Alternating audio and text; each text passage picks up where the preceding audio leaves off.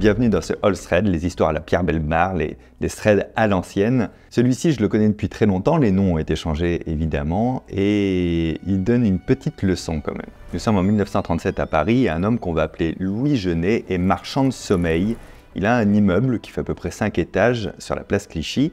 Les marchands de sommeil, ce sont des personnes qui louent des choses qui sont dégradées, qui sont insalubres, qui sont impropres à la location, et ils vont le louer à des personnes qui n'ont pas d'autre choix parce qu'on les refuse ailleurs. Louis Genet, c'est l'archétype du mec un peu roublard, il est petit, il est un peu ventripotent, il n'a pas l'air d'avoir les cheveux très propres par exemple, toujours un mégot à la bouche, et donc il loue des appartements qui sont meublés, qui sont tout petits, qui n'ont aucun confort, il y a les murs qui sointent, il y a de la moisissure partout, et ce sont des pauvres infortunés qui n'ont pas les moyens d'aller ailleurs, qui n'ont pas la possibilité d'aller ailleurs, qui vont lui louer ces appartements-là. Lui habite au rez-de-chaussée dans un logement d'ailleurs qui n'est pas beaucoup mieux. Seulement Louis Genet ne le sait pas encore, mais depuis quelque temps, il héberge quelqu'un de très particulier. En face de l'immeuble de Louis Genet, il y a un autre immeuble dans lequel habite Lucienne Lefebvre, qui a 60 ans. Elle est insomniaque, et puis elle est aussi très curieuse, donc elle aime bien regarder et fourrer son nez un petit peu partout. Et la nuit, comme elle ne dort pas, elle s'amuse même à observer ce qui se passe dans les appartements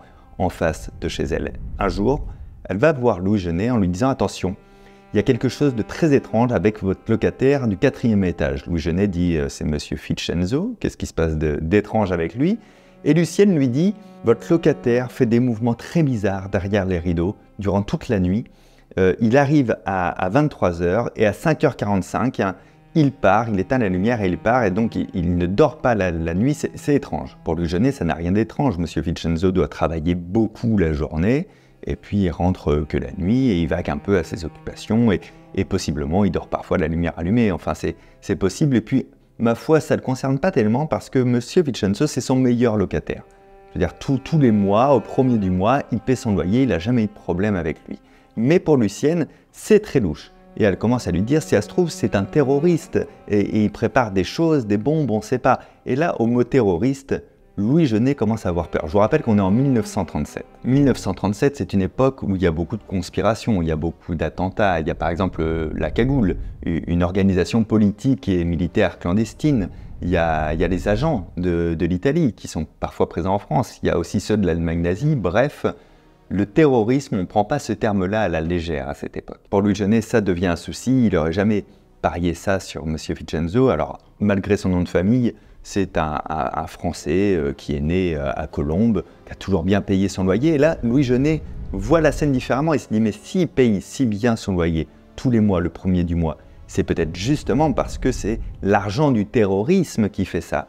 Lucienne lui demande s'il va appeler la police. Déjà, il ne veut pas parce qu'il ne veut pas avoir affaire avec la police, mais en plus de ça, si la police venait et qu'elle commençait à mettre le nez dans ses affaires, elle découvrirait des appartements qui sont impropres à la location, des conditions qui sont lamentables, et peut-être même en creusant le fait qu'il ne déclare pas grand-chose si ce n'est rien au fisc. Il a peur, Louis Genet. Il ne fait pas vraiment le fier, mais pourtant va naître en lui, peut-être pour la première fois de sa vie, une forme de courage et de détermination. Il va aller se munir d'un pistolet pour lequel il n'a pas de port d'armes, mais peu importe. Et il va découvrir ce que fait monsieur Vincenzo. À 23 h, monsieur Vincenzo rentre, il montre les escaliers, il rentre dans son appartement. Louis Genet attend quelques minutes pour que monsieur Vincenzo vaque à ses occupations. Il monte lui-même les 4 étages, il est en sueur, il n'est pas en bonne condition physique pour faire ça, il a le pistolet à la main, il tremble un peu. Il utilise le double de la clé qu'il a de chaque appartement pour ouvrir celui de monsieur Vincenzo.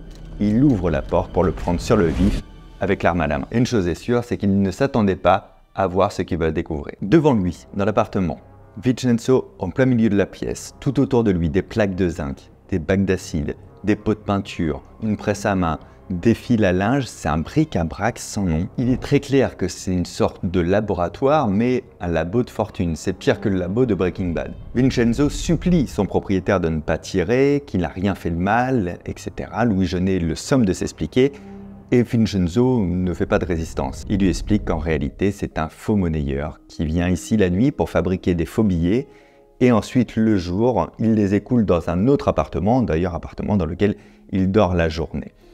C'est cohérent avec tout ce qu'il y a autour, et d'ailleurs dans la presse à main, on voit qu'il y a encore un billet de 1000 francs qui est encore humide, parce que c'est ça qu'il fabrique. Il fabrique des faux billets de 1000 francs. Alors je vous rappelle qu'on est en 1937, Donc c'est pas les euros et c'est même pas les francs qu'il y a eu avant les euros, ce sont les anciens francs. Louis Genet voit le faux billet dans la presse à main, l'observe un petit peu et constate que c'est plutôt bien imité. D'ailleurs, c'est ce qu'il va dire à M. Vincenzo. Il va dire, bon, en tout cas, ça a l'air d'être du bon travail, c'est pas trop mal imité. Et là, M. Vincenzo, étrangement, le prend très très mal. Il dit, non, c'est de l'excellent travail par contre.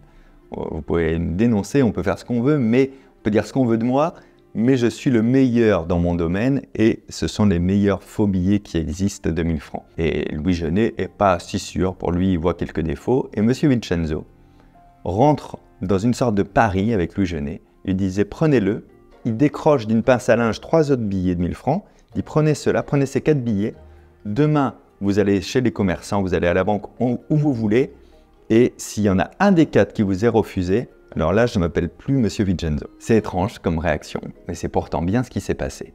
Louis Genet décide de tenter l'expérience, il prend les 4 billets, il ressort de l'appartement et il renferme à clé M. Vincenzo. Il barricade la porte, c'est son prisonnier, en attendant de savoir qu'est-ce qu'il va en faire. Louis Genet prend son mal à patience pour attendre le jour suivant, parce qu'il a une idée derrière la tête.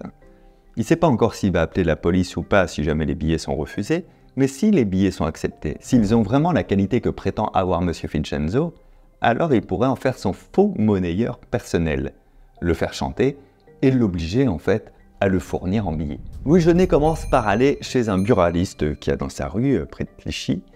Il passe le billet de 1000 francs et il dit au buraliste « Vérifiez, j'ai l'impression qu'on m'a refilé un faux billet » et tout. Le buraliste regarde, il fait « Non, c'est un vrai », il lui rend la monnaie.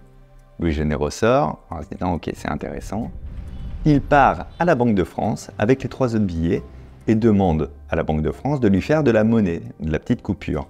Mais il leur dit la même chose. J'ai l'impression qu'on m'a filé des faux billets, est-ce que vous pourriez le vérifier en même temps? De toute manière, la Banque de France vérifie toujours les billets, elle ne va pas les accepter comme ça sans vérifier, elle vérifie les filigranes, la personne qui est au guichet regarde tout en détail, assure que ce sont des vrais billets et donc lui rendent la monnaie en petite coupure de vrais billets de la Banque de France. Sur le chemin du retour, Louis Genet est très satisfait. Voici ce qu'il va proposer à M. Vincenzo, une sorte d'offre qu'on ne peut pas refuser. Il va lui proposer de continuer à l'héberger gratuitement, peut-être de l'aider à investir pour optimiser le matériel, et en échange, ils devront faire 50-50.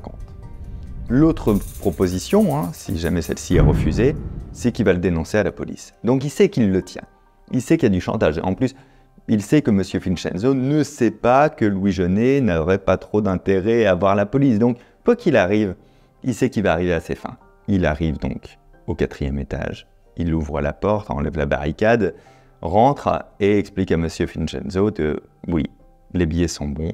Il explique sa proposition et M. Vincenzo accepte tout de suite. Il n'a pas envie d'être dénoncé, donc il est tenu. Louis Genet lui demande combien de billets il peut fabriquer par jour pour commencer à compter. Et M. Vincenzo lui explique qu'il peut faire 2 billets par jour avec cette presse à la main. C'est très très peu, beaucoup trop peu, c'est très décevant pour Louis Genet. Il lui dit « Mais qu'est-ce qu'il vous faudrait pour pouvoir produire plus ?» Eh bien une autre presse, qui n'est pas une presse à la main là, mais une presse hydraulique, mais il ne peut pas se l'offrir parce que ça coûte 10 millions de francs. Louis Genet redescend dans son appartement réfléchir, non pas sans avoir refermé à clé quand même la porte de M. Vincenzo, il ne faudrait pas laisser s'échapper la poule aux œufs d'or. Donc il fait ses comptes dans son appartement entre ce qu'il a mis de côté, son activité de marchand de sommeil, tout ce qu'il a économisé en ne le déclarant pas au fisc, et il comptabilise un peu plus de 5 millions de francs. C'est pas assez pour atteindre les 10 millions. Pourtant, il se dit, s'il arrive à financer cette presse-là, une vraie presse, alors il pourrait avoir des revenus exponentiels. Il décide d'aller voir Lucienne. Lucienne Lefebvre, vous vous souvenez, c'est celle qui l'avait prévenu des allées et venues un peu bizarres de son locataire. Il sait qu'elle est un petit peu cupide. Elle aime bien se mêler de ce qui ne la regarde pas, elle est très radine, ça pourrait l'intéresser parce que finalement, elle n'est pas toujours non plus très clean sur la loi. Il va en face, il va la rencontrer, lui explique tout de A à Z, toute l'histoire, et lui propose de s'associer avec lui pour payer les 10 millions pour la machine et de partager maintenant en 3 les bénéfices. Lucienne accepte, elle prend toutes ses économies, 5 millions de francs anciens, et la donne à Louis Genet. Louis Genet a donc les 10 millions qu'il faut et il va retrouver M. Vincenzo. Arrivé à l'appartement, il lui donne les 10 millions de francs, anciens francs, en espèces devant lui, en lui disant « Maintenant, va acheter la presse et c'est parti. On n'est plus des gangs petits là, on ne va pas faire 2 billets par jour. » Vincenzo le remercie énormément, c'est limite s'il se met pas à genoux, et Louis Genet profite encore de sa position comme ça dominante pour lui dire allez prends-les et disparais, va acheter la presse avant que je change d'avis, alors qu'il est évident qu'il n'aurait jamais changé d'avis. Vincenzo prend l'argent, il disparaît pour de vrai. Il ne va jamais revenir, Vincenzo.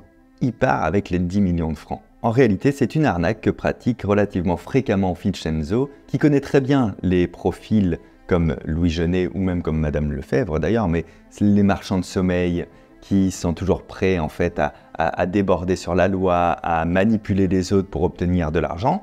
Et donc régulièrement il fait ça, toute cette mise en scène-là, c'est-à-dire ce faux laboratoire, les allées et venues la nuit, en attendant que quelqu'un trouve quelque chose de bizarre et le confronte, et là qu'il avoue qu'il est soi-disant un faux monnayeur.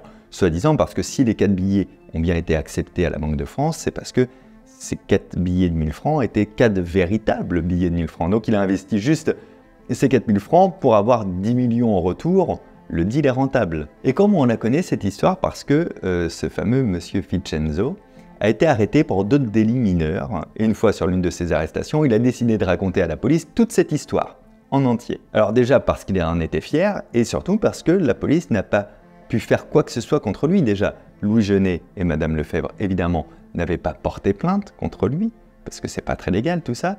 Et même en racontant son histoire, la police ne pouvait rien faire contre lui, puisque quoi qu'il arrive, il n'a jamais fabriqué de faux billets. La question est maintenant, est-ce qu'on a vraiment envie de plaindre un marchand de sommeil qui exploitait la misère des gens en leur louant des logements insalubres?